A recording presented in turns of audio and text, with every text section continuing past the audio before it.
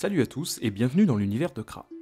Je serai votre narrateur et votre maître du jeu pendant toute l'aventure. Allez, c'est parti.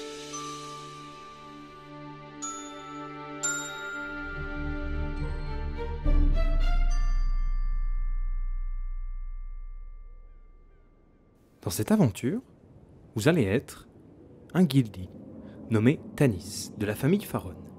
Les guildis sont de très grands humanoïdes, la peau blanche, avec les cheveux longs, roux.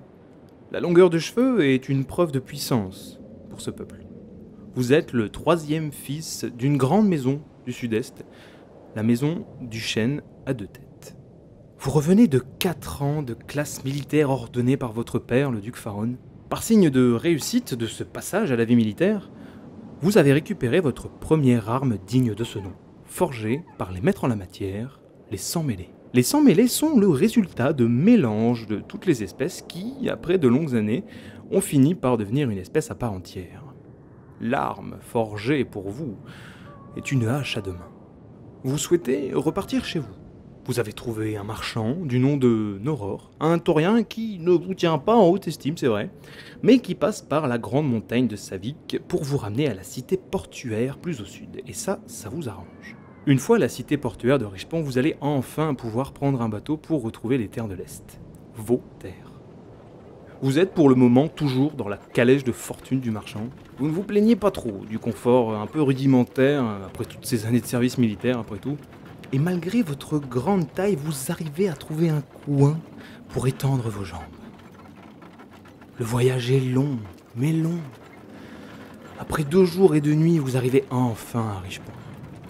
La ville est majoritairement composée de sans-mêlés. La population est vieillissante et est pauvre. Bon, pour le côté pauvre, cela est plutôt assez fréquent même si la guerre est finie depuis 150 ans. Les très rares marchands plus fortunés sont escortés. Et les tavernes n'ont pas l'air très bien remplies.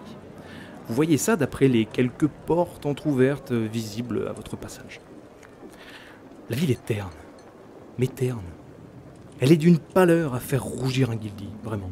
Le sol est un mélange de neige et de boue, d'où ressortent des vieux pavés très glissants.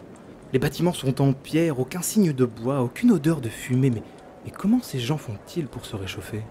Les seules sources de chaleur captées par votre corps se produisent lors des ouvertures des portes de quelques grands établissements que vous croisez sur votre chemin. S'ensuit une odeur putride et insupportable. Ah, vous voilà enfin sur le port. Il était temps. Mais il n'y a que 3 bateaux amarrés?